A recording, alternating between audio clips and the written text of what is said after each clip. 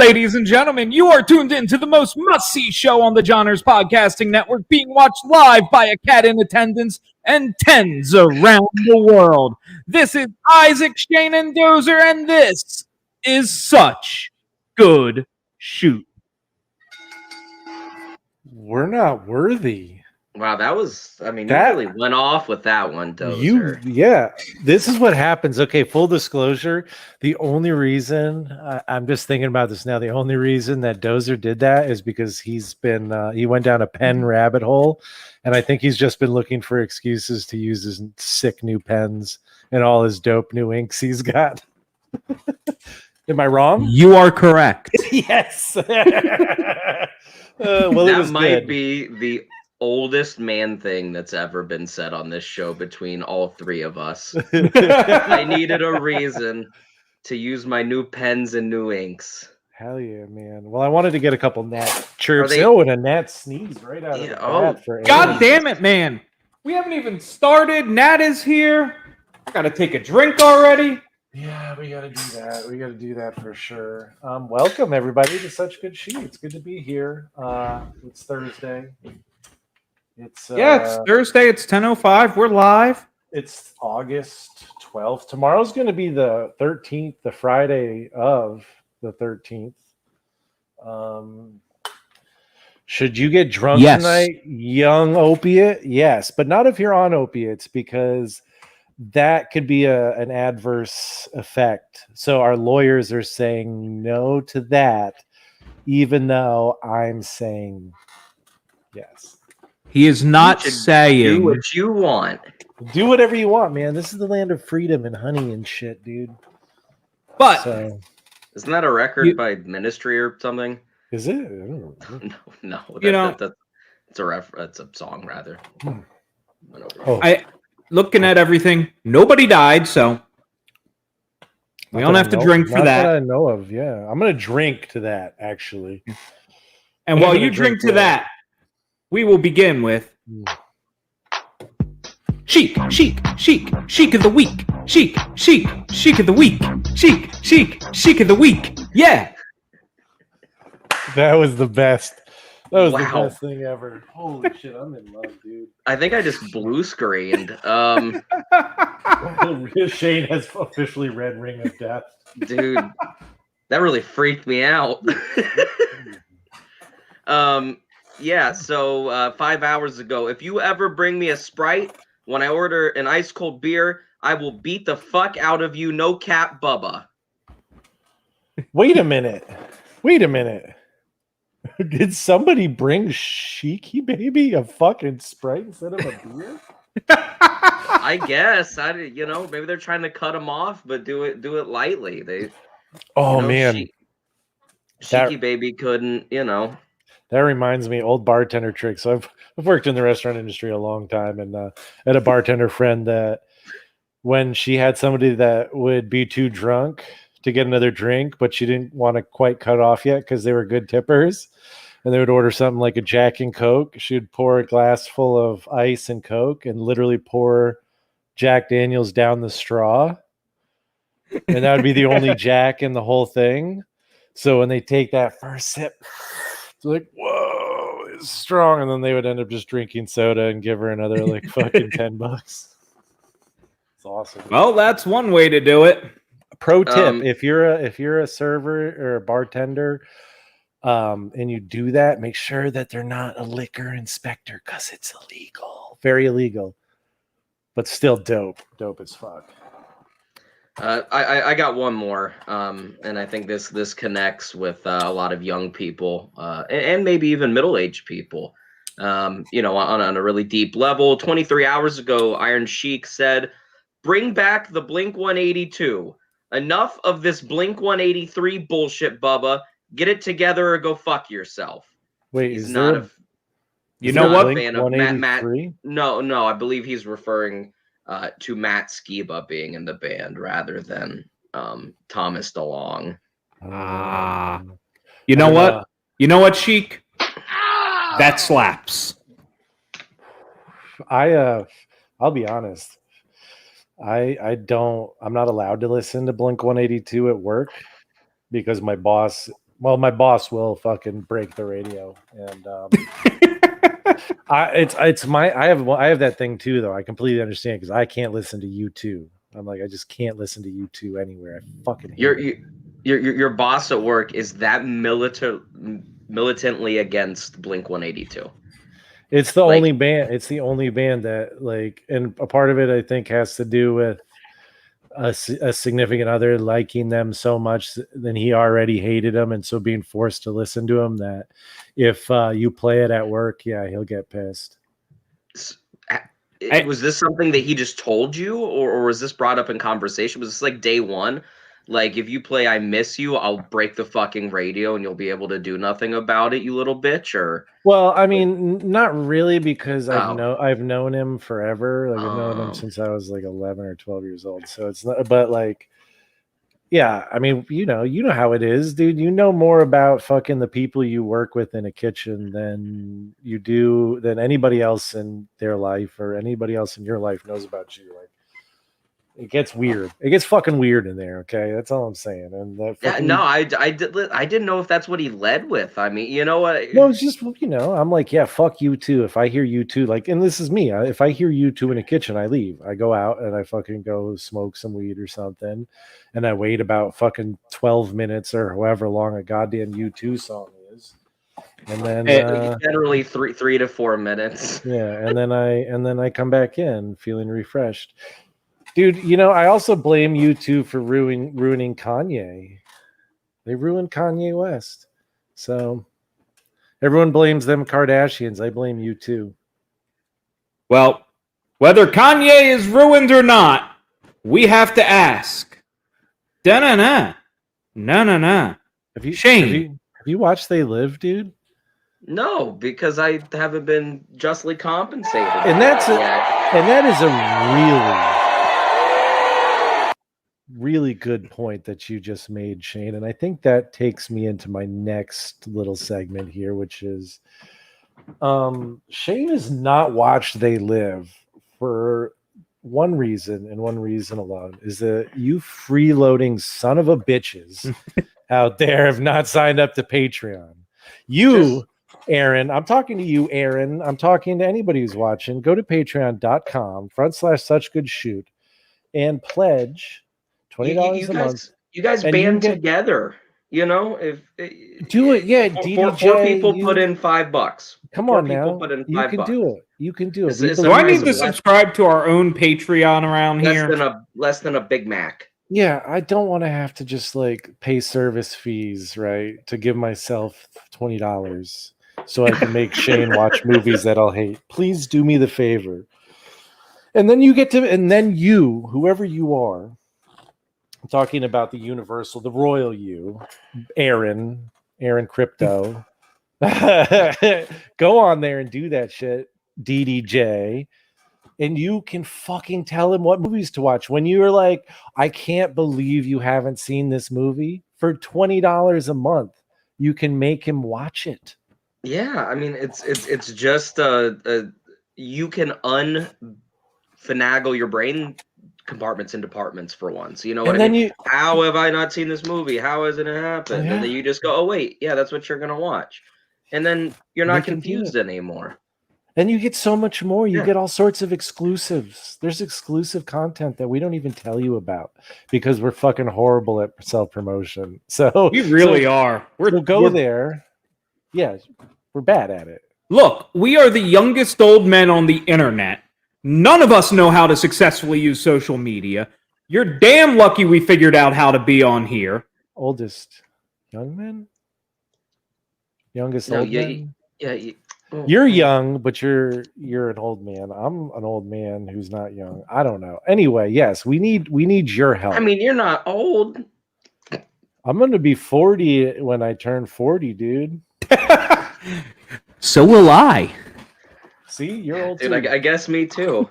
Wow. Yeah, I know, dude. It really makes you feel old. Insightful stuff here. And while we talk about that, I think we should briefly touch on, the complete and utter gutting and decimation of NXT. I feel like we just had like a special edition, honestly, where we talked about like crazy numbers of releases, and then like But they did it again. they did it again. Yeah, to some people that honestly, like, you're like, it's Bronson, right? Bronson Reed, Martinez, right? Or is that her name? Bronson Reed, Mercedes Martinez, Tyler Those Rust, two. who was involved in a big storyline. I feel like there was one more where I was like, I mean, the Mercedes and the Bronson were both just really shocking to me, considering how heavily they had been played into angles and how much TV time they got. They were shocking to me, but when I saw they wanted to bring Bronson Reed up to the main roster, all I saw happening was they were going to stick him with a couple Funkadactyls. He's going to do a bad dance, and then he's going to get jobbed out. I mean, that's, I can't disagree with you. Oh, that is Bobby Fish as well. Yes. Oh, okay. Yes, that is like the most shocking of them all, because he's fucking Bobby Fish. He's ingrained literally in the history of NXT. Like, like at least with Mercedes Martinez, Tyler Rust, even Bronson. Like Bronson Reed was a champion, so obviously he's there. But like Bobby Fish was part of the undisputed era. Like, and Bobby Fish has been Bobby Fish before NXT. Well, yeah, and for him to just get swept out the door and fucking budget cuts is insane. But apparently Vince, oh shit! All right. Anyway, yes, budget cuts. Aaron, we'll talk about that personally, and if you want me to do anything reviewing the pay-per-view, the movie or whatever, I'll do so. They Live is the John Carpenter movie. Yeah, no, I know. We're gonna do it. We're gonna do it. If he made that call, we're doing it. And I will put in all the back end work on that to make sure that it's a full-fledged review of the movie on all aspects and all fronts. Absolutely. It will happen. It'll be awesome. You know what? We'll even do a triple review. Shane will review it from a newbie perspective. Isaac will review it as someone who has seen it more than a couple times. And I'll review it as somebody who's seen it once or twice. I've seen it at least like twice this month. Yeah, I showed my new roommate like maybe last week or the week before, because it's a good movie. Even he was like, Jesus, like, he was like, I was thinking about that fucking movie for fucking 2 days. I was like, yeah, dude, shit's fucked up, man. Will do if that's what your heart desires. Yeah, we're gonna do it all, man. You're the leader of this expedition now. Until someone else signs up, you don't have to share.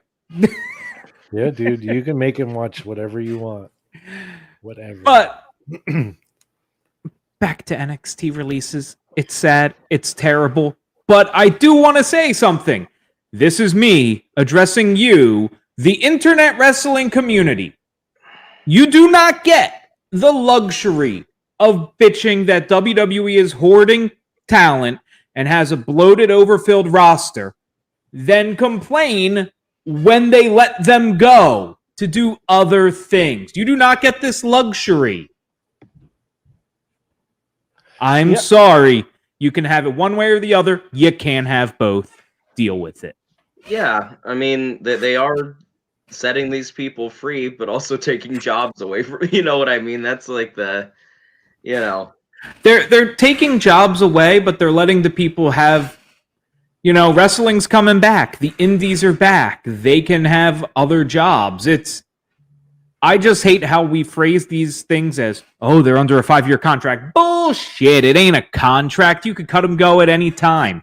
It's only a contract for them. They're fucking at-will employees, WWE. Let them have it. I mean, I agree with you. And I think the whole idea of fucking the contracted worker thing is fucking ridiculous. But I will say Treat it like real contracts. You can't just fire them at the whim. yeah, you're not an independent contractor if you have a no compete clause. You're not an independent contractor. You're just contracted at that point to one person. You're an employee. But I will say that it is pretty big dick energy of fucking Vince McMahon to go and fucking say something along the lines of maybe we'll give him some more talent and then immediately fucking firing a whole fucking slew of people. Yeah. Which, speaking of big dick energy and Vince McMahon, I do have a question. And this could even be a question of the week. So comments, feel free to enter your comments. But for Vince McMahon and these non-competes, technically for a non-compete, you have to be going to a competitor. And Vince McMahon is on record as saying he doesn't view AEW as competition. I don't see a non-compete issue here. And this is completely ignoring the fact that we've already had court cases that have said WWE's non-compete is bullshit. Go check the Steven Regal case. No, I mean, I think there's a real, it'd be one thing if he was just saying that offhandedly, but if he's in a meeting with his shareholders. On a shareholder call? All I'm saying is I see what you're getting at, but you're still going to have to hire a very expensive lawyer. You know what I mean? Like, there's precedent that's set. Yeah, I mean, but regardless, like, even most wrestlers have a 30 to 60 day no compete clause. Most of them it's 60. Some of them it's 90 for whatever reason, but most of them it's 60. If you're a wrestler, and I'm not saying it's right, but you're looking at it, is it worth it to try and fight all of that and have it take the time that it's going to take and spend a bunch of money, or is it worth it just to wait out your 60 days? So you know technically, what I mean? It's not the employee that would have to fight it. It is their future employer. Oh. That would fight the case. Having signed non-competes myself. And that just brings into the simple question of, yeah, obviously Ring of Honor, MLW, they ain't going to do that. I'm fairly certain a certain company in Jacksonville already has some high-priced lawyers on payroll. Yeah, I wonder. But, that's just wild speculation that you'll get here on Such a Good Shoot. But do we want to talk about this pay-per-view? Or do we have other things to talk about? I don't think we've mentioned the name of the pay-per-view. Yeah, but I feel like there are other things to talk about. Well, what do you got? I mean, I think it's still in the same vein of what we were just talking about with NXT releases and with Bobby Fish going and talk of Undisputed Era. There is a certain somebody whose contract is supposedly coming up soon. What do we think is going to happen with Adam Cole, baby? Well, one, just for in storyline kayfabe context, I guess I didn't watch it this week because I didn't want to give them my viewership because of what has happened. But apparently, Adam Cole versus Kyle O'Reilly is going to be a 2 out of 3 falls match where both competitors got to pick one fall in the first two, and then the last one I think was predetermined by Regal. It's going to be there's going to be a regular match, I think like a street fight, and then it ends in a steel cage. I think that's what's going on. Yes. But given the fact it wasn't a loser leaves town, sort of deal, but word on the street is he got offered $1 million, which, and if he got offered $1 million, I guarantee you he stays with the Fed. Yeah, I guarantee you AEW is not offering him $1 million a year. Especially since it's been recently released that they're top tier talent. They're Kenny, they're Jericho, and they're Cody, and maybe the Young Bucks. They're all on $3 million contracts at AEW. Yeah, I mean, if Vince, But I don't think Sap- there's a lot of range. I think after those $3 million contracts, it falls off precipitously. Yeah, I can't see, especially given, apparently D-Bry signed, apparently Punk signed, and they're paying these guys a lot of money. If that's the case, there's just no way if Vince offered Adam Cole $1 million, he wasn't gonna stay and give it a shot. Punk was fucking hilarious. Did you see him? Dude, he's been nailing it with shit. No, I'm doing a screening of heels. They asked him fucking, are you what are you doing? Are you going to be at the United Center or whatever on the 20th or whatever the date is? He's like, what's the date? Let me check my calendar. It's just so smooth. He's like, looks like I am doing some like promotional stuff for heels that day. So if you want to see me, come on down. It is just so good. It's so good. He's got it. And part of me wonders, and this will probably come out in 5 to 10 years in a book or on a podcast after everything's said and done. But I wonder if the real thing that got Punk to even reconsider joining wrestling, he always said it's money, this, that, or the other thing. Wonder if it was just doing heels and getting the bug back. I don't even know what the hell heels is. It's a show on Showtime about wrestling where Punk is a heel. Oh. He's an actor. I do not have Excellent. Showtime. I have not seen it. Isaac. I have not seen it. I'm giving you a hint for other things. Are we doing weed things? Are we going to do drugs? I'll message you later. About Showtime? About shows that we want to watch. Oh, yeah? Oh, nice. There, he gets the hint, ladies and gentlemen. We're going to watch porn together. Absolutely. Hell yeah. J.O. Bros for life, bro. I got to drink more for that thought. Yeah, dude. Yeah, bro. No, he was saying episode 3 was the date of Rampage, Joe. So, I don't know. I could be wrong. I don't know. I got nothing. Yeah, I didn't watch the interview. All I know is that was what he Rampage said. debuts tomorrow. Yeah, but that ain't the Punk Rampage. Oh. Tomorrow's Britsburg. Oh yeah, I forgot about that. I'll probably watch that tomorrow. I haven't paid. I probably will because it's at a good time. I like 10 o'clock on a Friday. Man, I'll just be getting home from work. I'll just sit down, plop down, watch wrestling for it's only an hour. I like that. 1 hour.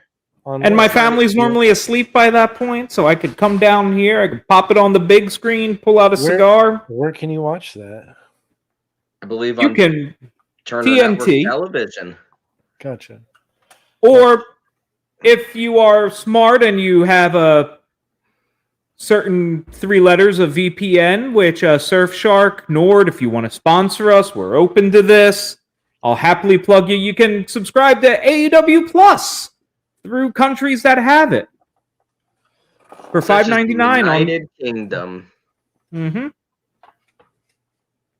On the Fight TV app. I'd love to get sponsored. Give us more money. Give us money. Sponsor us. Back to self-promotion. We're just gonna ask you for money this whole episode. This is like a National Public Radio fundraiser drive. We're gonna have about 48 seconds of content, and the rest of it, the show is just gonna be us Just gerrymandering. begging for fucking money. Like, here's a phone number to call and give us money. Bruh. But I thought that was me for a second. I guess we should talk about what we're here for, right? You didn't even Yes, Canadian it is Stampede. time. Yes, it is time for the Canadian Stampede, and not our normal Canadian Stampede, a completely different Canadian Stampede. Coming from, I forget where in Canada, Ontario, Manitoba? I don't Calgary. know. Calgary, that one. I'm from Winnipeg, you moron. But you know what? We're having Canadian Stampede today. And, we have Vince Jr. and Cowboy Lawler on commentary. Oh my god, dude! It First was of all, really good again. The outfit. Before we even get into anything else, Jerry Lawler's cowboy hat, and if you saw the thumbnail for this episode on YouTube, you know what we're fucking talking about. It's not a 10-gallon hat; it's like a 40-gallon hat. But yes. So the first note I took, because I didn't realize it was at a casino called Stampede, was why the fuck is everyone wearing cowboy hats in Canada? This theme is so weird. I thought for some reason they just did it. Like they just called it Canadian Stampede and everyone was a cowboy. Well, it almost feels like one of the last WCW pay-per-views. Well, I was going to say, what happened is they watched Spring Stampede. They went, well, goddamn, that's better than anything we've put on. We may as well make our next thing a Stampede. It's in Canada. Fuck it. We'll do it live. They're at the Stampede Casino. I saw one of the shots where they were, just panning the crowd. I'm on it. I didn't realize that Cowboys had their own casinos too. Holy shit, dude. Everybody has a casino. I just thought it was fucking the other guys got them. The other guys. Well, I didn't want to offend our PR person, okay? I'm just saying the other team, I don't know. Native Americans. Native Americans. Yeah, Indigenous peoples. Not the other guys. That's a show that also doesn't sponsor us. You said the other team like we're competing. No, not we. They. I'm not on the Cowboy team. Yeah, I'm on Team Cowboy. I'm on Team Indigenous. Oh, we're people. Fly Eagles Fly. I'm on the other team, the other guy's team. Oh dear God, this is getting terrible. You know what? We have the first match of the evening where we have Hunter Hearst Helmsley taking on Mrs. Foley's baby boy, Mick Foley. Mankind. Maybe a little Dude Love, but mostly Mankind. A little Cactus Jack, too. Yeah, well, it was pretty good, man. It was a damn good match. That Cactus Elbow. Woo! Yeah, I liked how physical it was. I liked how chaotic it was, especially at the beginning, to the point where they were like fucking up camera shots because they couldn't keep up with them brawling, and I think a cameraman got knocked over at one point, and the crowd was fully behind Mankind at this point, and I pretty much embraced him as being a crowd favorite. It was. I got more to talk about, but I'll let Isaac get into the actual match before. I mean, I think like the thing that stuck out to me was obviously the back body drop onto the stairs from China. Stair spot one of the night. Yeah, that was intense. Poor Foley, he fucking beats the shit out of each other. And at the time, watching it, them just fighting off. You're like, what the fuck? I watched that and I sat there and I went, oh my God, it'd be really cool if they just kept fighting all night and we just kept cutting to them fighting. And that's what they did, and it worked so well because it dual purpose, like made Mick Foley look fucking crazy, right? Because he doesn't give a shit, he's just chasing, and it made Hunter Hearst Helmsley look fucking tough.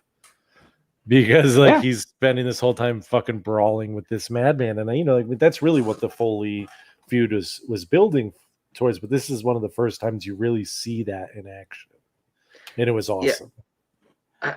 I didn't love. Go ahead, Dozer. No, you go. I have technical match shit to talk about. Oh, okay, I was gonna say I didn't. As far as the match itself, I didn't like the finish. I like what they did with it after. But I didn't like not having a fall. It didn't finish till later. Well, yeah, and that's fine. But I rated it as a match, so we'll get Yeah. My favorite bit of the match was actually an interference spot with China, where they're all fighting on the outside, and I think Triple H distracts the referee while China hits Foley, and then China goes and distracts the referee while Triple H hits Foley. I just thought it was so smart, and especially for just a interference spot, it just made sense. And I was like, oh, that was really creative and really clever. And I don't think I've ever seen that before. We're talking over each other all left and right tonight. I know. I agree, though. I think that's a very astute judgment. But yeah, no, that is. But I mean, it's a testament to, like, in the end, like, Triple H is a very smart wrestling mind. He's almost cerebral. He's almost the game. Oh, the game. No. He's not a player. He's the whole goddamn game, dude. But I do want to say one thing. Why was the ref just ignoring Mick Foley holding onto the rope with the mandible claw? There's a lot of referee ignoring shit on this night tonight. I sat there and I revisited a thought I had a couple pay-per-views ago. Man, these are really like current AEW refs where they're just not giving a shit. Not really AEW, because they'll do that shit more like New Japan. Like, that's kind of how New Japan does stuff. Let them fight. Is let them fight unless it has gone to a point that, is unreconcilable, especially for bigger matches. They attacked fucking Suzuki, attacked fucking Red Shoe's son and Red Shoes multiple times in a match. Like, just assaulted him. And they're like, all right, let's keep going. He's like, get the fuck out of my way. Oh, I get so mad when you touch Red Shoes. But yeah, for a match to start off a pay-per-view and for the story that they managed to tell, the things they managed to do, and the way they managed to make both Foley and Triple H look awesome, I loved that shit. And I think it was should I give it my original rating, or should I give it where I'm feeling right this second? You should probably give it your original rating. 4. It was a 4-star match for me. I thought you were going to give it a 3. No, it was 4. I mean, I loved it. I loved the continuation throughout the night of it. Like, because I look at that as part of the match still. I did not look at that part because I wrote down my rating before they started fighting off. As did I. So, my thing, I wrote down, it was a solid opener from 2 strong performers. The fans watching them fight off might have been a little bit boring, and I did not like the double count out at all. But, it was good action, solid spots, 3.25 from me. I had you at a 3.5. I was this close, and I rated it a 3.25. So, Dozer. Do we have any Meltzer ratings? I did not pull up the Meltzer ratings, but if you give me a minute, I will. I just got to drink first. Yeah, go right ahead. Yeah, drink away. I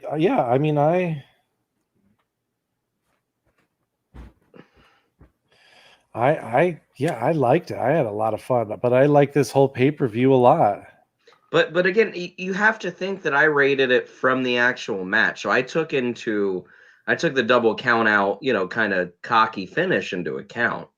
So, you probably wouldn't have gone down a whole star. So I don't think I was right, but I was closer than, So we have Meltzer rating. Meltzer gave it a 3. Oh, lower than all of us. Wow. All right. Seeing all the ratings. Meltzered tonight. We'll see what that means. So what happened next? Well, we went into a weird little fan access video type thing where they did like a whole weekend around Canadian Stampede, which was a bit weird for in your house pay-per-view. And then, we had the rivetingness of Doc Hendricks interviewing Brett. Dude, Doc Hendricks is really bad. Brett's worse. Oh, yeah. I skipped through a lot of the backstage stuff for this one just because I really didn't care. I glazed right over it. Too. I I watched it. I took a couple notes. It drew me in eventually. But yeah, that. Go on. I was gonna say next match. That brings us to match 2, a light heavyweight bout where we have Takamichinoku taking on Sasuke. The great I got Sasuke. it right, and I didn't even make a Iron Chef reference. Dude, so good. So fucking good. This is like, it was shocking to see this. It felt like they started and it was like, oh God, this is going to be like a 3-minute match. Because you know what they ended up, I mean, Michinoku is incredible, but like, they never fully utilized him. But like this match was an exception. And I don't know what the hell happened where they allowed it to happen.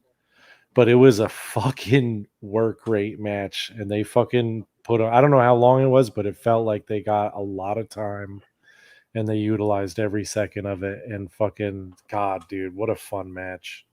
The height that Taka got on some of those dives out of the ring, and the kicks all night. The kicks and the Michinoku driver, yeah, it was right on his fucking neck, dude.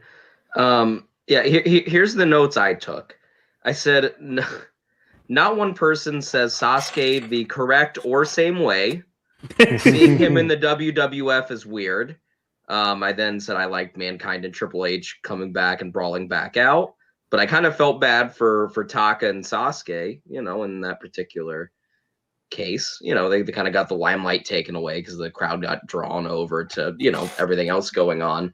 But what I said, it was kind of an allegory about, kind of an allegory for how much the Fed actually cared about the light heavyweight division. Because this felt like a WCW cruiserweight match, and that's all it felt like. Like, you know what I mean? But better in a lot of ways. I felt like something that would take place there. This feels like the old school good pacing with a modern style. And it felt good. It was quick without being too quick. The spots made sense. There was not a lot of odd repositioning for things. It was in a lot of ways, it was probably the best match of the night. Oh, by far, it was the best. It was my match of the night. I mean, I give it 4.2, 4.5. I'm gonna give it 4.5 because I'm feeling generous. It was a really good match. This whole pay-per-view is going to get high scores. Well, I wanted to give it 4. My original score was 4, but then I'm like, it was definitely better than the first match. So I'll split the difference. 4.25. Split the difference. Okay. Go on, Shane. You first. Sorry. I just a couple other things I really liked from the match. At one point, Sasuke hit like a big old flying fucking karate kick off the top rope on like onto the outside. And you're like, what the fuck was that? It was awesome. It was so cool. They also didn't know how to say Michinoku. There's a lot of Michinoko going on. Well, Vince had no idea who they were. Yeah. He had no idea. Considering he owns the damn company. JR was the only one that had a clue. Yeah, I mean, because he hired them. Sorry, but I mean, he also didn't know how to say Michinoku. Yeah, but he's also JR. He's at least has like a thick ass accent he can blame. Yeah, this was every bit as good of a match as you would see on the New Japan junior heavyweight division. You know what I mean? On a pay-per-view, it was every bit as good as that. The match kind of hurt itself because there were literally no stakes and commentary was aloof about what was going on during the entire thing. I rated it a 3.5. I mean, they were literally wrestling for a division that hadn't even didn't even have a title yet. No, it wasn't established. It was, they had like one random match with guys you had never seen before in your house, and that was kind of, I mean, but there were no stakes. The in-ring work was better than a 3.5. The in-ring work was easily a 4 or a 4.25, but there was no reason this should have been on In Your House. You know what I mean? looking at it, from today's perspective and looking back, it's not a pay-per-view match. I disagree because I gave it a 4.75. Jesus, Dozer. Wow. I really 3 out enjoyed of 5. I enjoyed the shit out of this match. It was incredible. I agree. So I don't feel so bad about it bumping up. There's a lot of random cursing in my notes here. Like, holy shit, that jump out of the ring. Holy fuck. Like, my notes are quite colorful. Obviously, because you have like 14 different color inks for your 7 pens, dude. You should, like, when you do a curse word, you should change it to a different color just to really bolden the experience. If I wasn't taking notes on the couch, I would, but I keep it simple for this. Keep it simple, stupid. Yeah. And then, we get, as already mentioned, Tripp and Foley continue fighting. And my note says they really need to call the cops. These people are out of control. They were all night tonight. I think they're Mounties up there. If you know the difference between a cop and a Mountie, if you know the difference, I want you to think in your head right now and say, I know the difference. And if you said that to yourself, you have to go to patreon.com/suchgoodshoot right now and sign up for the $10 a month tier. You already made the commitment by saying that thing to yourself in your head. God, fuck you. I'm on the damn show. The Mounties are kind of like their FBI. Anyway, but it doesn't matter if you actually know the difference as long as you said yes to yourself. But I also have noted here, shucks. Ahmed Johnson's not in the main event. Or co-main event, or whatever it was. Oh, I have a note on Ahmed Johnson later down here. I started missing him, I think. How the hell does that happen? Oh, I mean, you get used to seeing him and making a bunch of fun of him and hating your life while watching him. And I hadn't hated my life at this point. Like, there was when watching no Nation with the white guys, nothing. Yeah, it was kind of no bullshit, Nation, honestly. What was next after that? Oh wait, no, you got there was an interview between P.S. Hayes, Paul Bearer, and Vader. And my note on that was P.S. Hayes is not the person to be interviewing Paul Bearer accusing Taker of murdering his family. And honestly, with how many times Paul Bearer turned on Taker, it's understandable why he randomly buried him in concrete. Murderer. Although that, I just kept on sitting. That shit, dude. I just kept on sitting there and going, P.S. Hayes is not the fucking person for this. Paul Bearer looked pretty like normal, I will say that. Well, he didn't have the makeup on or anything. He just looked like a normal person. It was like he had just shown up. He's like, fuck, I didn't even get a chance. But I will say that during the match, is this the next match? Was Vader and Taker? Yes, for the WWF Championship. Him like outside the ring when anytime the camera got on him just looking at the camera going, murderer. It was fucking hilarious. I love Paul Bearer. Rest in peace, Paul Bearer. And commentary berated him in this match. Fucking berated him. Yeah. Like, oh my God. There were points where I was like, okay, all right, stop it. No more. Oh, Jesus Christ. Yeah, this match was pretty good too, man. This was another like, well, you didn't like this one? I enjoyed it. I mean, it obviously, it's a toss up between this one and the next one for my least favorites, but that's not like, it's not by much. I don't think it's really not by much. I don't think it was bad. My first note, other than they really like insulting Paul Bearer, is through 10 or so minutes, there's not been much to get excited about, but it's been solid. That's my whole opinion on the match. The refereeing was dumb. It was super, it was consistent, but it was incredibly stupid. It's the best I've seen Taker from this run. I just don't like Taker in this run. I really don't. You don't like At Taker. all. I don't like Vader. I've come to the conclusion. I don't like Vader. I love Vader. See, I love Vader. Taker just in this run was boring in ring, and it was slow and plodding. And fucking Vader was pulling his shots later in the match, and it really sat wrong with me. Like those corner clubbing blows that he does to everyone, he was pulling them for Taker. Yeah, and of course he nothing was. felt like it was landing. Like it felt. Yeah. All those shots, none of them felt like they meant a damn thing, and that's what I didn't like.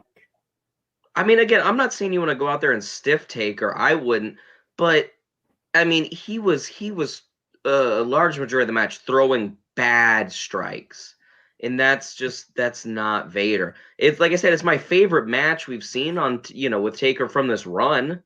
It'll get better. It gets better and better. Bad Blood, a 2.25 on my end.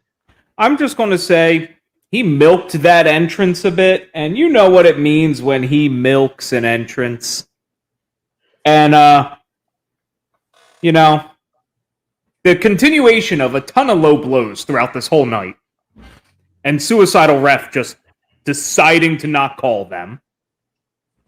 This got a 2, barely, from me. No, 2.5. I thought Dozer. I said the ref is dumb because he kicked Vader right in the dick directly in front of him. And then I said another blatant low blow. I just noticed the ref was Tim White, and we all know what he ended up doing. That's in my notes.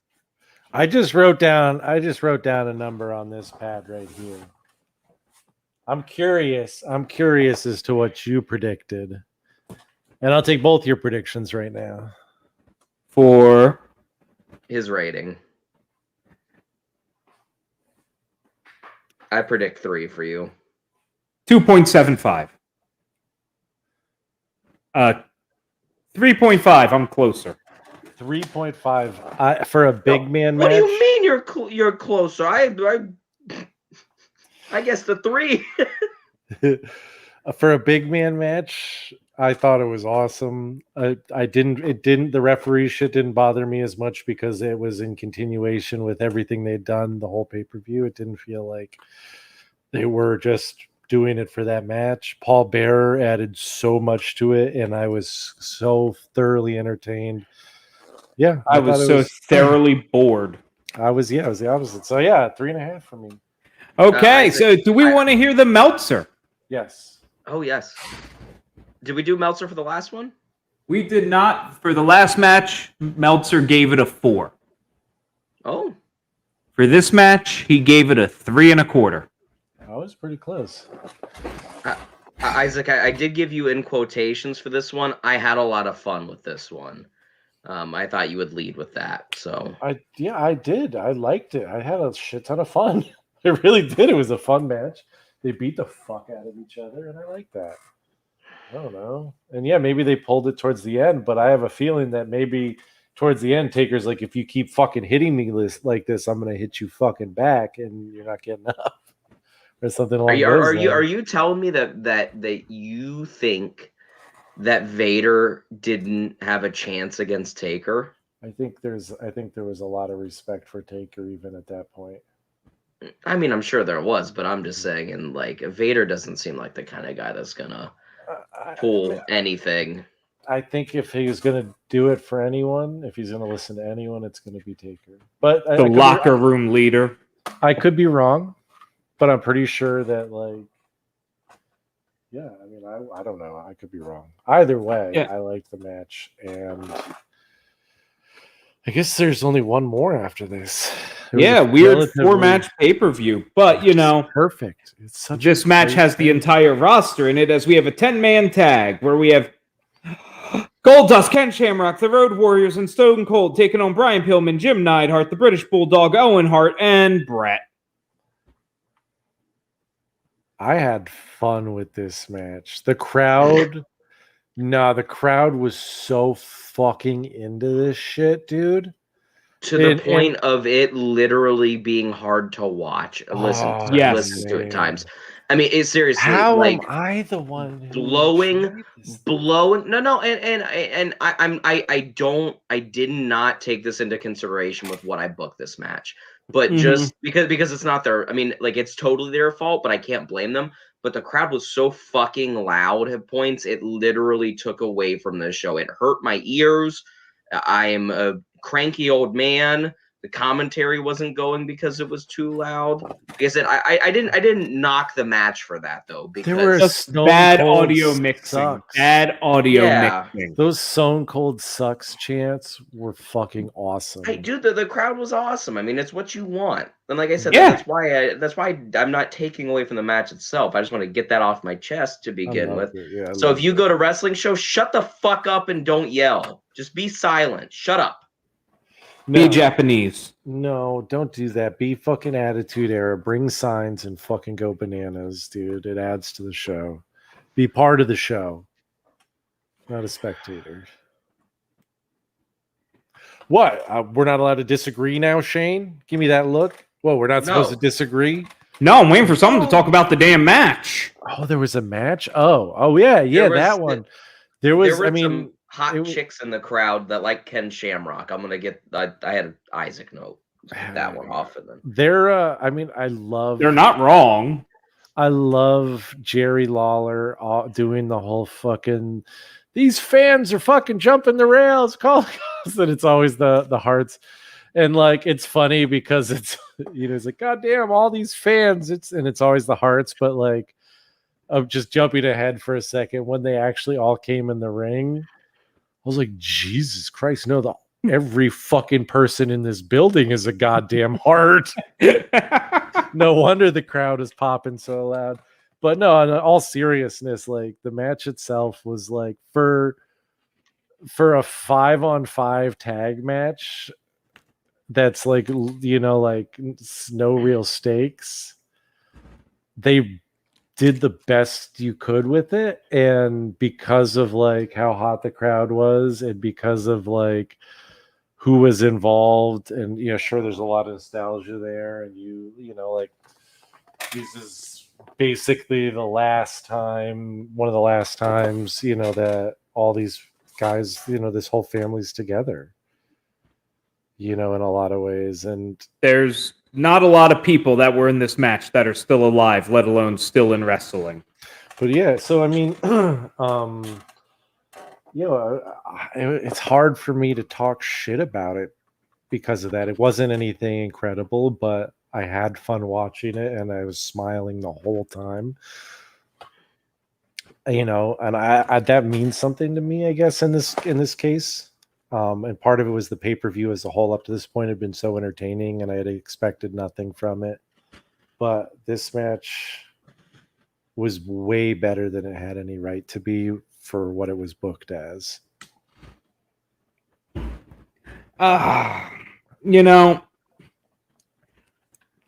Ken Shamrock looked super impressive in this match. That was my big takeaway. Shamrock was a beast. Mm-hmm. Also, shout out to him for selling like the Owen offense with like the slaps and stuff. I was very impressed, especially this early in his pro wrestling career, coming off of being an Ultimate Fighter. I was very impressed that he was okay with doing that. So, and the match doesn't suck, but there's a reason Survivor Series is often the worst pay-per-view of the year. 10-man matches they're never that good. Unless it's that Ahmed Johnson match from WrestleMania. That was fucking hilarious. That was just hilarious. But for a 10-man match, I thought it was good for what it was. To me, this was a tale of two different matches. I thought that the first 5 or 10 minutes where they're all just facing off, and I loved at the beginning of the match how both sides are backing off, but Stone Cold and Brett are just standing in the middle, and nobody's, willing to give an inch to, the other one. And then they both start off the match, and then I loved that. And I loved, like I said, really the first 5 or 10 minutes where you just get these, minute to minute and a half exchanges between all of the different wrestlers, and you're seeing them all pair up differently. I made a note, I remember, where I was like, man, it makes me really sad that we didn't get to see more Owen Hart versus Ken Shamrock, especially, not Owen Hart, Brian Pillman versus Ken Shamrock, especially, given the fact that Brian Pillman is, unfortunately, going to be leaving us soon on this journey. But even at the time with the car accident stuff, he couldn't work, but like their interaction, in matches would have been awesome. And it just, made me sad to watch it. It's like, damn, that would have been, really cool to see, more of, especially with both people, working the way that they're capable. But I really love that first bit. Unfortunately, the match was just too long. It was just too long. There were too many of the same spots where I guess the face corner was getting, face was getting beaten up in the Canadian corner. There were too many just wild brawls on the outside, and it just felt like they were recycling the same spots over and over again at times. And that really took away from the match, because there were points that were really brilliant. And they did a really good job at certain points in this match. But that fire extinguisher, even the sleeper hold was good. I even loved Owen exiting, into Brett getting revenge, into Stone Cold coming back, into Owen coming back. I like when it seemed like they were focused and they were trying to tell stories. This match was really good, but you could have shaved 7-8 minutes off this match. Yeah, but at the same time, like the purpose it served, like it was a match for the crowd that was there. And the reality is there should have been. There should have been a build. Like we know what comes with fucking the Survivor Series with the title change and everything, but like there should have been some actual foresight and planning at this point. There never was. Yeah, long-term booking. There never is. We know this. This match again, for what it was, which is a 5-on-5 tag match, not on Survivor Series, just a random one with no stakes, and not elimination, just a tag match. Yeah, like it was. I gotta say, I rated 3.5. I rated 3.5. Damn it! I got so close. I thought you would rate it a 3.25. I was after watching the whole pay-per-view, my initial knee-jerk reaction was to rate everything a 4 across the board. the whole shebang, every match, because although everything was very different and I enjoyed some more than others, I think for each match, for what it was really good for what it was trying to do. That being said, hindsight, talking about it, 3.5.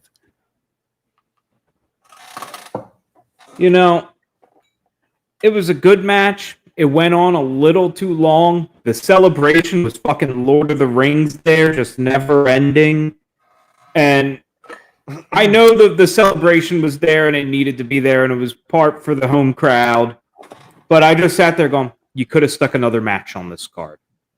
That's how I came out of it. And they could have found 8 minutes for Ahmed. That was my note. No, dude. Ahmed had a broken leg. Ahmed was legit injured. But even still. Put him on the card. They didn't need to put anything extraneous on here. And no, we would have hated it. Normally I would agree with you about the celebration. And my one thing is my biggest takeaway from this pay-per-view is that the Hart family loves to fuck. Like what else is there to do in Canada? Their pull-out game is weak.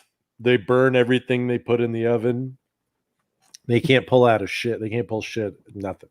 But that being said, with the with the benefit of hindsight, seeing Owen with his kids, That was awesome. With his whole family, them all celebrating, being like truly celebrated, and I'm sorry, I can't knock that at all. Other than like it was funny because it's like the reverse clown car, you know what I'm saying, filling up the ring. I was like, holy shit, it's never stopping. But that being said, it's like to see that whole family together before so much. There's just before they become the Kennedys of wrestling. I mean, well, after the Von Erichs, but yeah, I mean, yeah, there was so much tragedy that bestruck that family, and I mean, still, you look at, Tyson, his career being cut so short because of, just such a simple. Like nothing, it was just like a mistake, a simple mistake, and like it was a muscle buster. Yeah, there's just so many things. And yeah, for me, that moment was really special. And I would go back to this pay-per-view just to watch that celebration again, honestly, because it was, I don't know, it seemed like a very important moment. A legitimately important moment, maybe more so in hindsight than at that time, but definitely more so in hindsight. Yeah, seems important. It was really nice to see at one point the Fed allowed heel wrestlers to like be loved in their home country or hometown and didn't have them immediately insult them just to get heel heat, rather than just let them enjoy a night of being cheered because of where they're from. You see it all the time now. Like Alexa Bliss did it here in Columbus. They're like, "Hey, we love home city is different from home country because they did this shit for the Great Khali. He was always a face in India. I mean, and that's fine. They should still allow them to. The Miz with his dad always they always fucking clown the Miz when he's home. Where's he? Cleveland? Is that where he's at? From? Yeah. Yeah, they always clown the Miz in Cleveland. But anyways, this match for me was a 2.5, and I feel like that's very fair. Yeah, I don't disagree. What did you think I would give it? Did you say this? I thought that you would give it a 3.25. You're very close. What did you give it? I gave it. Well, we're drinking. I gave it a 2.5. Man. Oh, see, I thought you'd give it a 2. I was dead on. What did Meltzer say? You two were on point tonight, and you thought I was going to be the one who shit on this pay-per-view. I didn't shit on this pay-per-view at all. No, you thought I was going to. Maybe it was just because I was I'm grumpy or something. I don't know. Yes, it was a comment about your grumpiness earlier, but Meltzer gave this 4.25. What? That's out of control. He's high on crack there. Yeah, that's what I meant when I said Meltzered. You definitely did. What do you give this whole pay-per-view? I ran into a lot of trouble with this because it was good, but it wasn't at the same time. Like, it makes no sense. But I gave it a 3. I gotta do math because I gave it 2 scores. A 3.35. I gave it a 3.25 to a 3.5. So I just gave it a 3. So I guess I liked it less than you, despite not shitting. I thought it was just a really solid less than 2-hour event. I mean, I would recommend going and watching it if you haven't seen it. It's a solid, throw it on. It's shorter than Raw. Exactly. And better. Yeah. Again, my gut instinct was to rate the whole thing a 4. And maybe that's just because this, honestly, in my opinion, is the best pay-per-view that we've watched from anything that's happened in 1997 front to back. There was nothing on there that was bad. There was nothing bad on this. Nothing offensive. everything was good, if not great. And everything was at least okay. Yeah, everything was at least. No, I think everything was at least good. You know, I don't Yeah. think I would disagree on the last 2 matches, but whatever. But no, I think they were good. I don't think they were bad. They were okay. I thought they were good, but Serviceable. I'm gonna go 375 for the whole pay-per-view. I really want to say 4 though. Then Well, say it. Say Okay. 4. You've been I'm gonna saying say 4. Oh, I want to rate 4 for everything. I'm gonna say 4 then. You know what? Fuck it. It's a 4, bitch. And Meltzer didn't rate the whole thing here Yeah. because he's Meltzer. I don't know. But, you know, all in all, it was a pay-per-view. It happened. It was Canadian. Dun, dun, dun, dun. Stampede. Oh, man. Can't wait to be back next week. I just looked up what we're doing. What are we doing next week? Why don't we tease that a little bit? What are we doing? Tease it. Yes. It's the next NXT takeover. Oh, nice. It's the one after Rival. Nice. Is that next week? Mm-hmm. Isn't there something else next week? Isn't next week the 19th? No. I have no idea. I know that, or the date. Yeah, the dates aren't quite right on our schedule, though. Oh, wait. No, sorry. Next week is the Great American Bash. I'm an idiot. The Great American Bash 1997, WCW. That looks about right. No, you're right. It is NXT TakeOver 5. Yeah, we're doing TakeOver 5 and then Great American Bash and then SummerSlam 97. I just got confused. That I set it up that way. We can switch it if you want, but that way we could do Great American Bash and SummerSlam back to back to compare the two big shows, summer shows from the two companies. That can work. That works for me. Let's see. What's the main event for this next NXT? Yes. Is this Brooklyn? No, we're still at Full Sail for a bit. Unstoppable. We're riveting right now. Dead air. We are. Yeah, the youth of the nation. Yeah, there you go. All right. Well, let's talk about Johnner's Podcasting Network, and then we'll leave. I just want to take a minute. Johnner's Podcasting Network has a whole slew of amazing shows. They're in the process.